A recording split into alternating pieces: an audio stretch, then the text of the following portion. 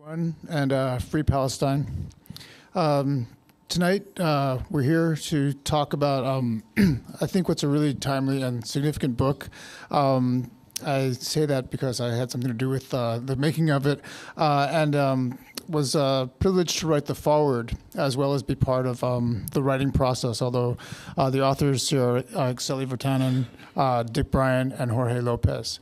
The book is called Protocols for Postcapitalist Expression, and it's an attempt to think about the future of economy in such a way that will take us out of racial capitalism, take us out of an economic system which is, in one way or another, and in fact in many ways, fundamentally dependent upon extraction and exploitation. An economic system which, as we can witness daily on our screens, results in not only impoverishment and climate disaster, but in genocide. So we're going to have a discussion, very frank and I think spontaneous discussion about the potentials of this really I think important book, as I said, a timely book, and I guess we'll just have a relaxed conversation about it. I want to just say at the beginning that the foreword starts out with the notion of the general intellect, which Franco Berardi said is in search of a body. And the general intellect, for those of you who are unfamiliar with the concept, which has been with us since the 19th century, is the intellectual creation of the species, which comes from a result of the increasing complexity of society. And I think what Berardi means when he talks about the general intellect not having a body is that our intellectual capacities are fundamentally alienated, right? We have this unbelievable species intelligence, this unbelievable species capacity, but we're failing at something like species governance, right? We're failing at harboring and husbanding the ecology upon which we depend. And this failure is something which is one of the biggest challenges of our time. And if we don't meet it in one way or another, it's not going to just be people at the end of the targets, on the other side of the targets, who are being destroyed. It's going to be everyone. Terrible things are going on. I don't want to minimize that. But terrible things are also quite possible and will inevitably occur unless we can go deeper into the economic logic which has alienated the general intellect, which has turned our thinking basically against the species and against the planet. So that's sort of how the book is set up, and please. Yeah, no, thanks, John. You know, your foreword on economic intelligence, it's really good, I think. Well, one of the best things you've written, I think. I really enjoyed it. And also how you actually start the foreword precisely on the notion of general intellect. I think that creates a really good perspective for the starting point of the book. So I was thinking that maybe let's stay here a little bit. It's a really great concept. So it comes from Marx's economic manuscripts from 1857 to 8. They called Grundrisse, which is very different in its tone to Capital, which is much more systematic and kind of for different whole. So here he's writing much more like a diary-like entries almost, where he's like thinking aloud, almost like what is going to happen. It's creative, and I've always really enjoyed it. And it comes from this famous fragment which is kind of a logical culmination of Grundrisse, I think, that called the fragment on machines. And there he's really like thinking about the logical development of capitalism. Like, okay, now we are on this stage, and then happens this, and then this happens, and then finally he says that capitalism will enter its last phase, where it actually seeds the seed of its own destruction.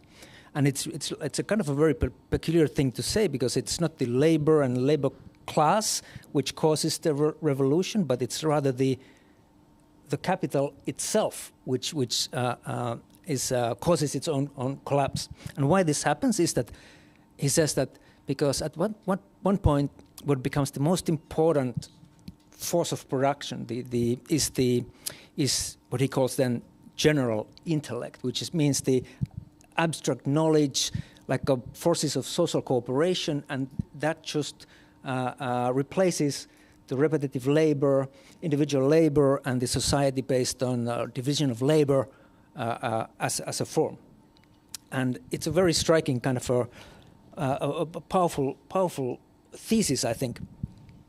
And so he's saying that it's capital itself causes the technological advancement and accumulation of knowledge, which then, as general intellect, it's embodied in machinery and systems of knowledge and social cooperation, and that will supersede as the most important force of production. And when the society understands this, then it will also the society based on exchange of value or exchange value will collapse, and the law of value, which means that the value of commodities is basically comes from the labor time embedded in them, that will collapse, and we will start to organize in a something much more in a better way. What he then calls communism, which is basically general intellect freed from the constraint of private ownership and the exchange value. Now, it's a great thesis, and it's kind of from our perspective so right, but then also like so wrong, because actually the capitalism didn't disappear anywhere, and this is kind of for the starting point for the book too, that if you really think of like our thesis, like this rapid evolvement of the technology, the computing power, the artificial intelligence, the LLMs, the network technologies, they are really manifestation of general intellect. And the thesis of the book is that our economic organization is really moving on this much more informationally and computationally capable substrate. Well, can I just jump in? I mean, Sure. One of the things about the fragment on machines is that Marx talks about a vast automaton, right? And what that means is that it means that the machinic function of capital has its own organization, and people are sort of slotted in as functions in those machines, right? And that's already the beginning of the alienation of a general intellect, because individual forms of intelligence, embodied forms of intelligence, are no longer autonomous if they ever were, but they're certainly not autonomous because they're subjugated to machinery. Unfortunately, that machinery is not producing wealth in the sense of, not the capital sense, but it's not producing wealth in terms of well-being for the masses, for the species. It's actually extracting that wealth and concentrating it in the hands of a few property people, and now very, very dramatically in the hands of a few billionaires and people who want to be just like them, right? So this inequality is an alienation of the value that's produced, but it also works on the alienation of consciousness, right? The alienation of intelligence. And so intelligence is farmed actually as a productive agent for capital. We've seen this, I mean, this was only sort of incipient when Marx was writing, 150 years, almost 200 years ago in some cases now, right? So there's a really old text. It's the time of the steam engine. I mean, now we have, informatics and computation, but the targeting of the intelligence was in a way in which capital forestalled collapse, right? Because with imperialism, Lenin thought it was the highest phase of capitalism. We thought that capital would expand and would find its natural limit. What actually happened is through visuality and through screens and cinema and now computation, capital was able to corkscrew into the psyche and into the intelligence in order to open up a whole new field of prospecting, a whole new field of extraction from which it could continue to modulate its ledgers such that money became more money, which was the fundamental formula.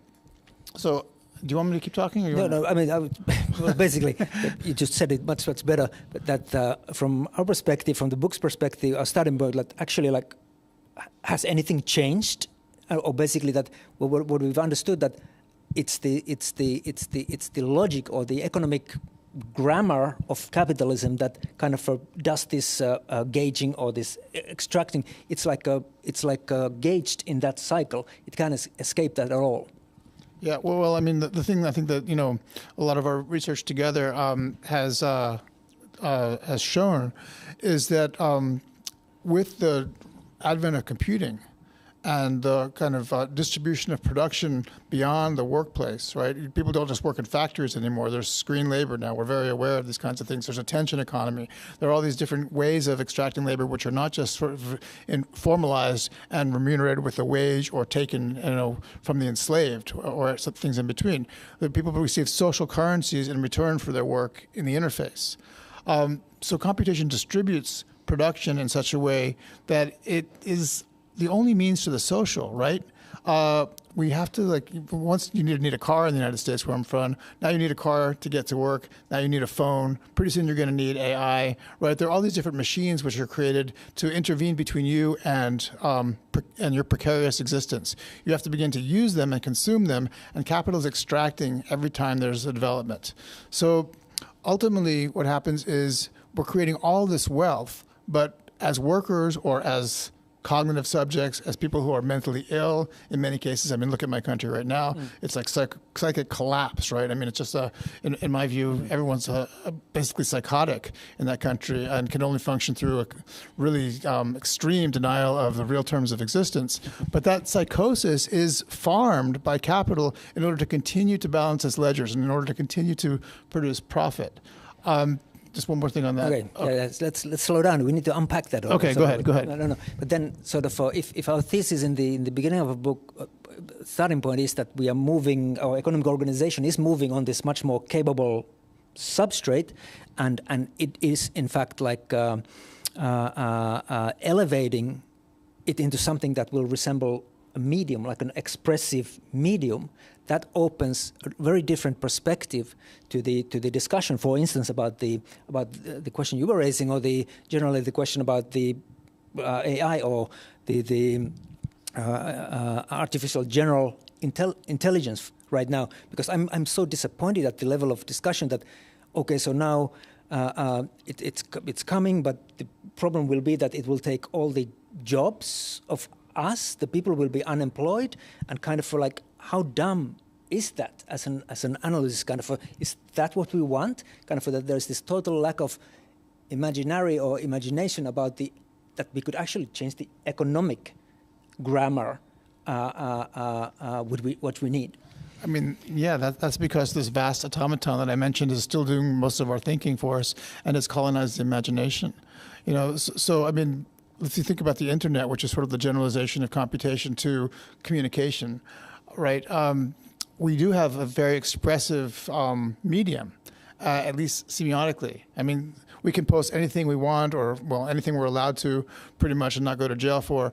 But you can actually say quite a bit on social media. So the communications protocols are open in a way and horizontalized, that separate them from broadcasting, right? Separated from having to write a letter to the editor or trying to get money from Hollywood to make a movie. Anyone can make a movie, anyone can write a text, and they can post it. So it seems like there's democratization.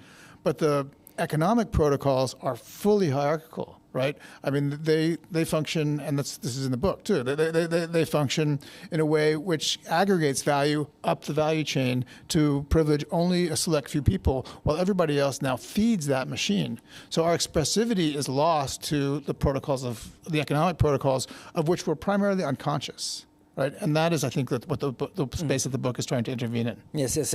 Okay, so let's unpack this thesis of this new, more capable medium, or well, we call it like economic media, medium for expressing, like a more capable medium for expressing like different forms of economic organizational composition.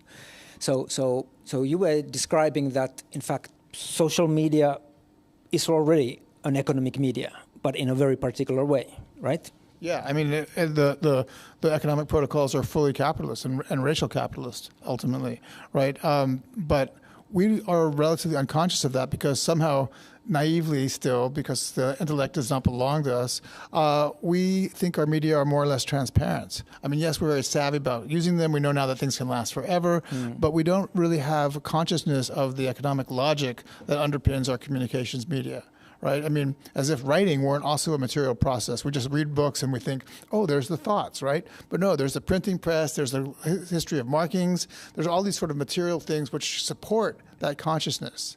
And currently, our consciousness is profoundly supported by this computational substrate, which has an economic logic. So what if, and this is, I think, the question the book is beginning to ask and develop an answer to, what if we actually began to decode the economic protocols that underlie consciousness? What if we actually could recognize, A, that they exist, that they're fundamentally unconscious, or at least socially unconscious, B, they overdetermine the possibilities of our thought, and C, that we might actually intervene in them in order to have a different economic outcome, one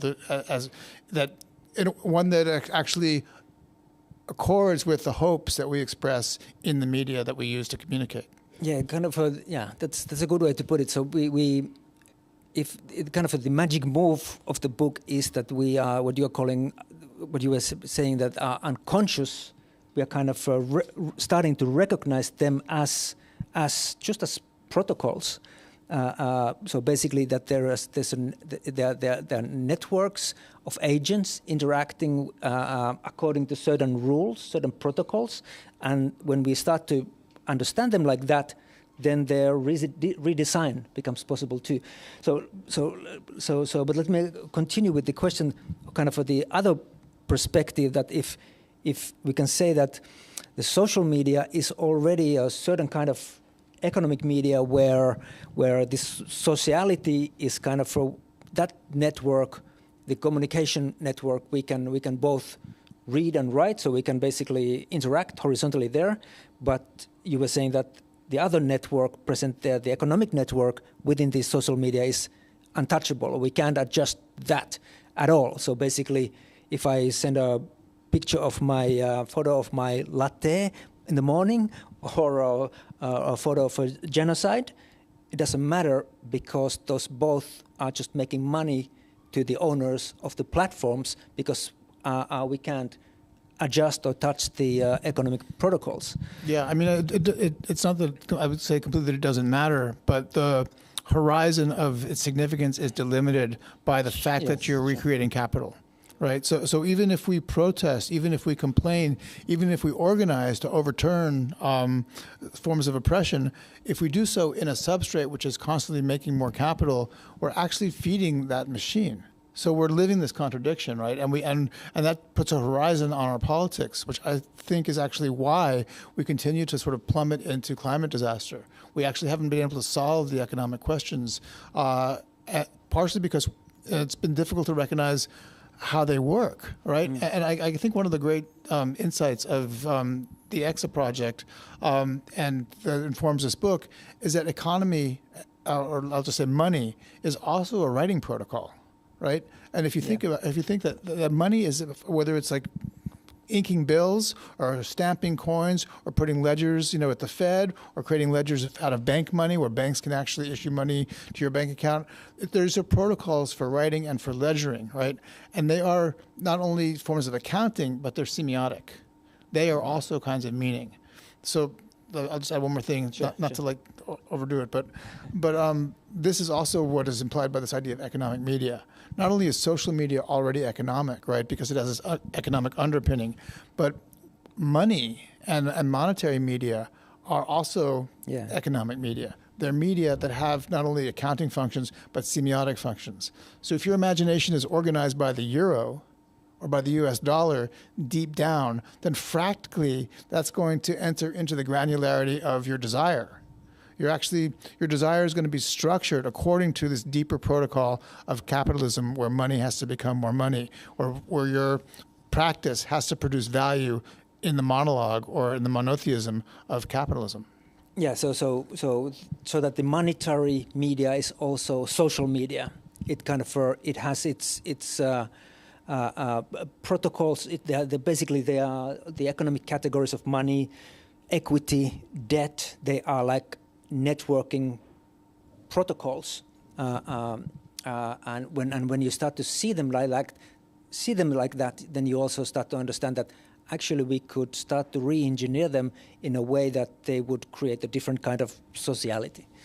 Yeah, I mean, exactly. I mean, and I think that no existing cryptocurrency is really doing much towards some of the goals which I kind of gestured towards at the beginning of this conversation. Yeah. I mean, there's really nothing out there which is going to end genocide or save the climate that I know of. Anyway, but as a sort of historical emergence, is really interesting to sort of see something like Bitcoin as a social media protocol, right? As a communications protocol where you can send messages like numbers of Bitcoin or fractions of Bitcoin in a distributed network horizontally, right? The problem is it's monological. You can only say Bitcoin in the Bitcoin network. It has no expressivity, right? But it is a clear demonstration that you can create a money-like system as a writing protocol. And then you look at the nation states and you realize they're actually doing very similar things with older technologies. That these ledgers, there's issuance protocols, not everyone can issue. You can't change the numbers in your bank account, but your bank can. Certain states have actually given account holders haircuts in moments of economic crisis. I think Cyprus did that where they took 10% out of everyone's account because they were able to write. Yes, so the recognizing that these are writing protocols also means that we can change the permission system. Who can write when and where? And so this is this. And when you think that now we have this much more capable like substrate where we can write more, express more values, different kind of relationships, it actually is, the substrate is making that possible. So that's the kind of on which the proposition of the book builds on. Then there's one thing I want to still talk about a little bit. There's in the forward, there's this really good notion, in fact, which I'm almost tried to turn it into the glossary part of the book into a concept called dangerous game. Do you want to explain a little bit what you thought with that? Why is the proposal of the book? Why is it one last dangerous game? Well, that was an allusion to Westworld, which is a show that I have to confess I quite like. I mean, partially because I don't know. Have people seen Westworld? Yes. Who hasn't? Well, I mean, first of all, the unconscious in information sort of has a kind of agency in a very interesting way, where women and women of color actually become powerful agents in a very masculinist network. So that part is interesting to me. But what you're alluding to in terms of this last dangerous game is that in Westworld, which is partially sci-fi, the legacy of humanity becomes absorbed into computation, right? All the memories, all the love, all the beauty that human beings have produced is archived only in the computational. And there's a chance, that Westworld poses at the end, which I call one last dangerous game, for that legacy to be redeemed and re-embodied, by the species, right? That something might emerge which would actually be true to the kind of highest values of creativity that humanity has expressed. And I feel like this game of kind of detouring, in the sense of détournement, detouring the logic of capitalist finance, using some of its accounting intelligence, using some of its capacity to scale production against it in order that we can actually realize the aspirations of the species rather than have them only feed climate disaster and genocide, which they currently do, is the dangerous game that we have to play. And it involves a lot of risk, because what it involves putting the things we care most about into an economic domain rather than only protecting them. Because right now we protect. We have to take care of what we love and keep it out of capitalism, which we should. But is there a way to build a world out of the things that we protect? Build a world out of our love, our mutual aid, then make that the basis of an economy rather than violence and rather than extraction. Yes, and the kind of the thesis is that with this more capable, almost like a cognitive, sensing substrate, we can actually do that. We can create much more expressive, much more heterogeneous, economy, and that's the kind of the thesis of the book, is that we see a clear spread emerging basically what does this existing economic network, which is with its existing economic grammar, what does it make possible economically? What kind of agency and expressivity does it give you compared to this new one, which we see emerging, and it's totally doable, and what it makes possible? What can you express with it? What kind of socialities? How can you share the risks together? How do you change what's the meaning of being wealthy in this post-capitalist space? And there's like a difference emerging, and that's what we are proposing, that this is the spread that we want to create, and where we should also jump. We should live in the spread. Yeah, well, I mean, I feel like this book kind of opens a door. I mean, I don't think of it, and I never have thought of it as sort of a definitive answer to this, huge historical question, which can only be solved not by one individual or even 100 or 1,000. It's going to take millions, if not billions, of participants to really recreate an economy which will not replicate the violence of capitalism. But it opens a door to, as you say, a way of risking together, right? A way of sort of wagering on another kind of economic outcome, which is not recognized as value in capitalist terms by the value form, which is not about reproducing in the monologic terms of capital, but actually creating another kind of economy which would have a different kind of ecology, a different kind of relationality, a different kind of psychology, a different kind of subjectivity, a different kind of intersubjectivity, right? All these things which we take for granted, which are actually artifactual of our financial system, can be remade. And the remaking of that, opening a door to that and seeing that that has to be an economic process as well as an aesthetic process, as well as a psychological process, as well as a poetic process, that it has to have an economic underlier in order to actually live, I think is what the world has to reckon with at this point. So I see this book as sort of indicating a future, right? I see it as saying... It's an invitation. It's an invitation. It points to a direction for research, for practice, for participation, for communication, and for community, right? And, like I said, it's not everything. It's far from everything. But it actually really does gesture towards one of the most important openings in history, because it offers a way of thinking about historical answers to questions that are as yet unsolved. Yes. So maybe to that end, we could also say a couple of words about the open access format that we put forward, basically because it's an invitation to we also made the book available in an open access format.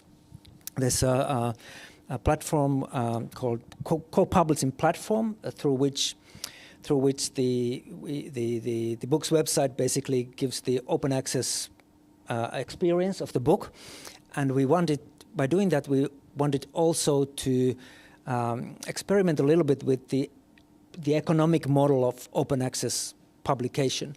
So we will do a separate event where we talk more about that in the future here in Helsinki in beginning of December, hopefully.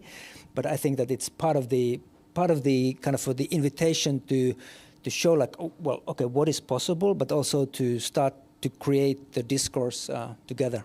Well, we are in a bookstore, and we're this conversation is taking place in the context of a book launch, and part of the necessity of or the reason for these things is in fact to sell books, right? So I think it's really important that you mention that, and it is true that we've experimented with this very interesting co-publishing model, and this is indicative of the spread, right? I mean, in a way, it's impossible to live and ignore the exigencies or the requisites of capitalism.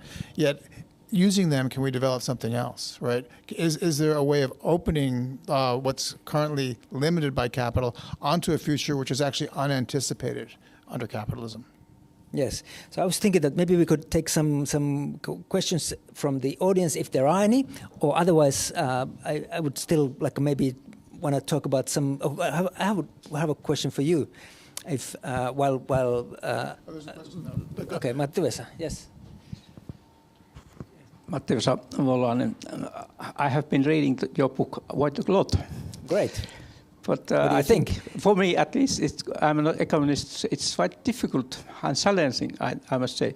You used quite a lot Brian Massumi's book as a background, and there is the question of quantity and quality. So the experience and expression. You are saying that the experience is something qualitative, but we must be able to find a mean to express it. Yes. And the question is how this is possible. I mean, that is it your aim that we must so open and so colorful experience to put in expression, then we are happy to make the future. The background of my mission is, just if we take the question of semantics, we have nowadays biosemantics, we have ecosemantics, and you have the cultural or economical semantics. Now, the question is that this ecosemantic demands something what we must not do to be able to solve the economic challenges. I mean that there's some limits. How we put this experience, which are awful in many sense, in your system, such a way that we can open the future. So you're probably aware that your question has been mediated by a digital signal, right? Which means that the appeal that you just made, which I definitely feel and I think I understand, was turned into numbers and back again to become sound, right? And that's kind of what I'm seeing. It's already mediated. It's already mediated and it's already quantified. These protocols of quantification, which are, I mean, computing is all numbers, right? It's all ones and zeros at the bottom. So the incredible expressivity of dance, of movement, of all art, which we see on our screens, have been turned into numbers. That protocol we can control a little bit. We can actually redeem from those numbers some of the qualities, some of the, what's the word I'm looking for, analogical dimensions of movement, of speech, of mental states. But economically, we can't do that, right? Economically, it is reduced finite numbers. And so all the accounts are just these crude numbers which actually destroy and convert the qualities into something, into their opposite, into quantities. We want a process of quantification that doesn't result in that, right? But the reason that we talked about the general intellect... Yeah, the more expressivity basically means that. Yeah. And you can do that, we think, by ledgering differently, by not having centralized ledgers, but having distributed ledgers, where people keep their own accounts and effectively can issue their own money forms. Yeah, actually taking over the protocol of accounting, meaning that you can actually start to redesign what is it that you count, what kind of account types, what kind of relationships there are across the distributed network of ledgers, what the new substrate enables us to do. So it does not have to be so, but it can be much more kind of capable sense-making and an expression of what is it that we want to value? How do we want to relate to each other? Basically, that's the sphere of the like the economic expression. Think about this term economic media that we've been using, right? Which has, you know, a semiotic layer and an economic layer, right? We're quite literate in the semiotic dimension. It's not a metaphor. We have semantic skill. We are almost illiterate in the economic, right? We don't know how to reuse quantification and counting in such a way that it wouldn't have the same kind of results that capitalism does. But there are, for example, pre-colonial systems of number, systems of account, even money-like relationships, which did not result in extraction. That's one area of research. There's also collective experimentation and mutual aid where people count differently. People keep records where counting is more like accounting and more like narrative. So those are the qualities that we're just beginning to see as possibilities. And that's why I say this book isn't near being done. I mean, in fact, it's sort of like the advent of photography. You know, we've just made the first, you know, very, very weak images. We're so far from cinema, right? We're so far from kind of digital immersion. But that's kind of what we're seeing. Yes. Okay. So one question was that what I was thinking, from my perspective too, but I'll post it to you. Like of the concepts, or let's say this in this grammar, some of the terms. What's your favorite one? Or is there something that has kind of already moved you, or kind of talks to you to effectively in the way that is important? Well, I mean, I still think, the word value is a really important thing for us to think about and think more about, because even in the example I was speaking about before, we have a plurality of values, right? There's pluriversal values, which are being collapsed into the value form, right?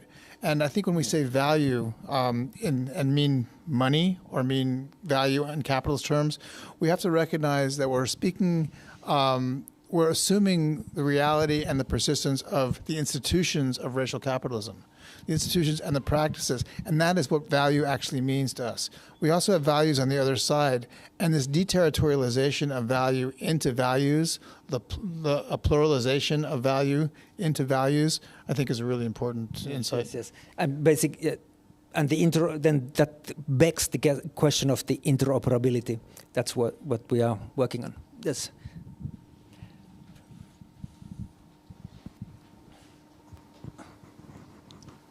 Yeah, it's my question actually connects with this value and media. I mean, like, to put it very crudely, I would kind of ask that, could you have written the book, the proposal, without the concept of value? What I mean actually is that starting from the Grundrisse, it's also kind of like the general intellect is already in the resultate as kind of like developed, and it's a nice idea.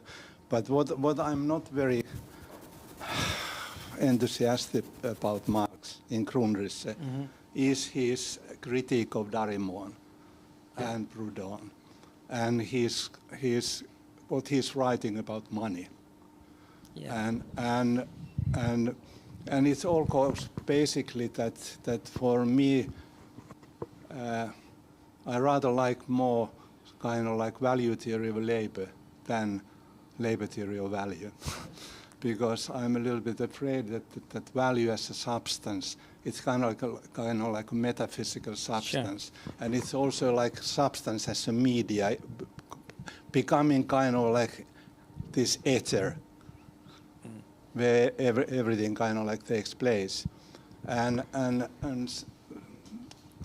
so what I'm kind of driving at is kind of like these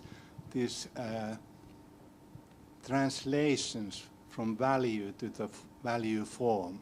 I mean, like in your proposal and book, sometimes you talk about values as if they were some kind of like ethical preferences or whatever we evaluate, and whatever there is that we can kind of like imprint the concept of the notion of value, and then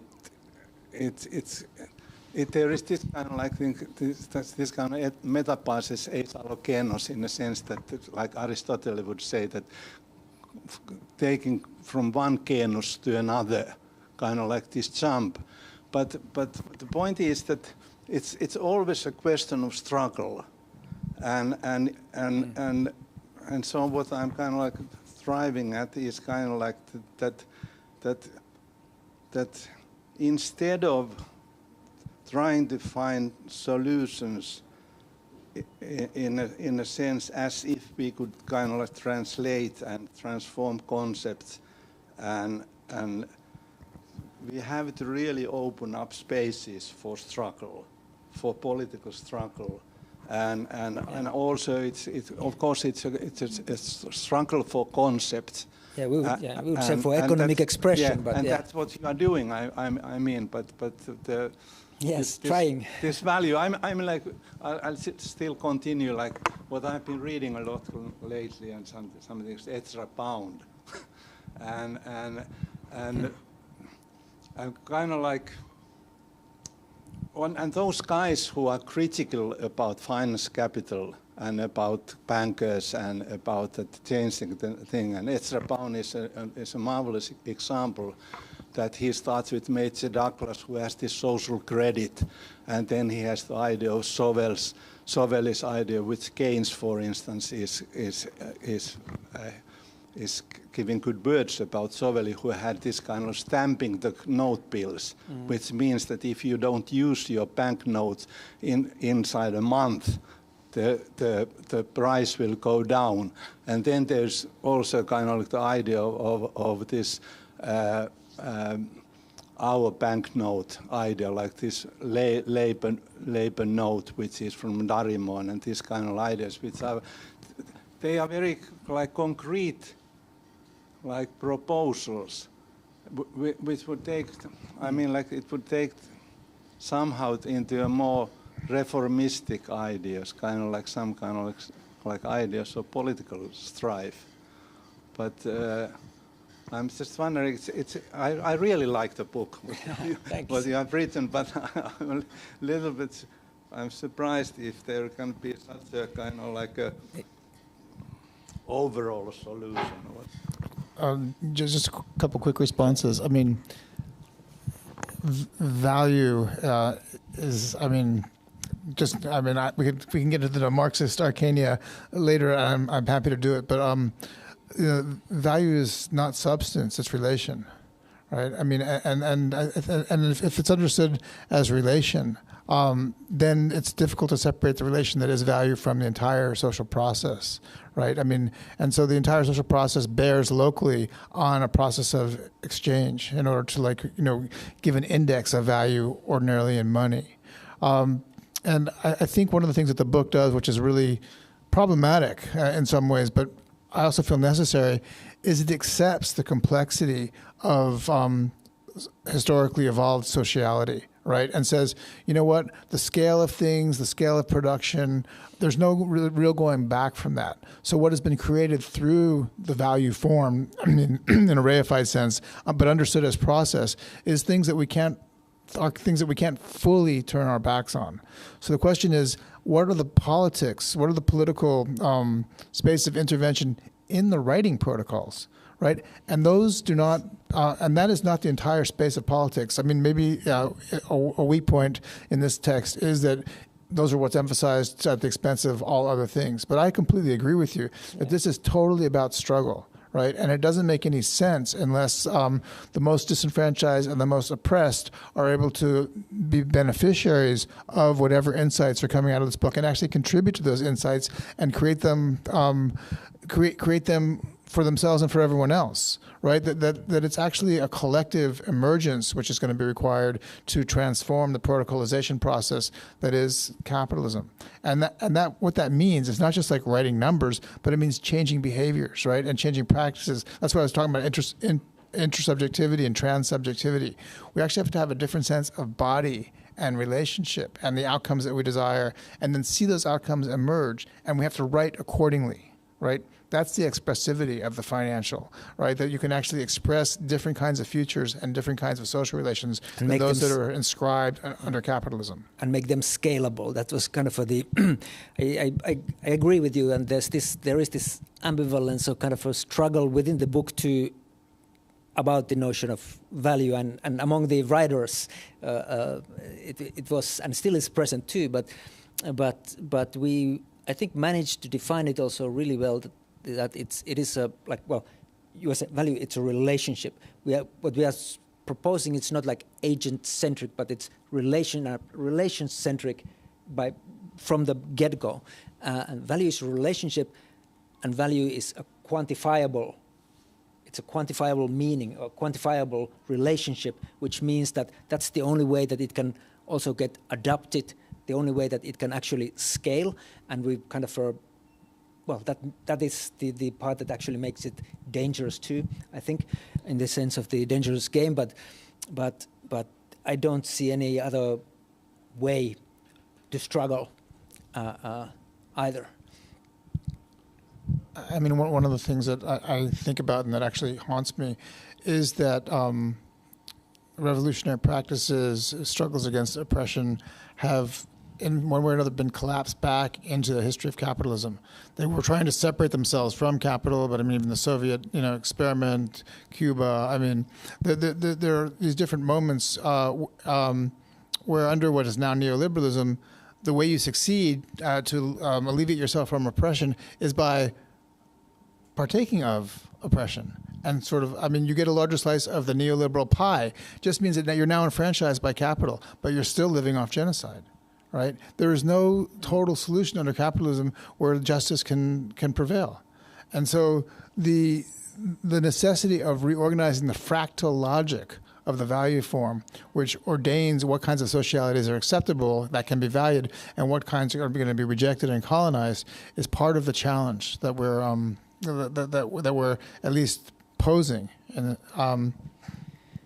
yes, then the other part I was maybe as an answer was that, okay, the book it's a proposal, but like Jonathan was mentioning, the economic space agency project, there's like a other really important work on the aspects of the design of the protocols, on kind of giving also the kind of